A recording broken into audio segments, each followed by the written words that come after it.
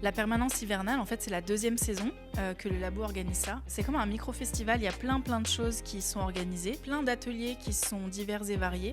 Aujourd'hui, on a fait l'atelier fusain. Ça s'adresse un peu à tout le monde, ça s'adresse à des gens curieux. C'est vraiment un lieu hyper chouette pour découvrir plein de choses. Toujours avec des rondes, ça va être la dernière. Toujours en 2 minutes, c'est parti.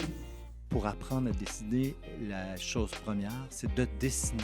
S'abandonner, dessiner, faire des essais, dessiner, sans vouloir être parfait, sans vouloir faire le chef-d'œuvre.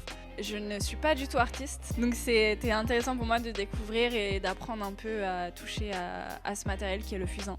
Je pense que le fait d'avoir une activité qu'on partage tous, au début on va être un peu timide et pas forcément en parler, et puis à la pause on se lâche un peu et c'est comme ça qu'on crée les connexions, je pense. Parce que se retrouver entre francophones, s'il n'y avait pas par exemple le labo ou ce genre d'organisme pour organiser des événements, je pense que c'est un peu compliqué qu'on se retrouve et qu'on se reconnaisse. La permanence hivernale, en fait, ça me permet d'aller voir d'autres horizons. Et là, de pouvoir tester une technique sur du papier, quelque chose de complètement différent, ça me donne des idées en fait pour mes propres œuvres, des choses que j'aurais jamais pensé toute seule.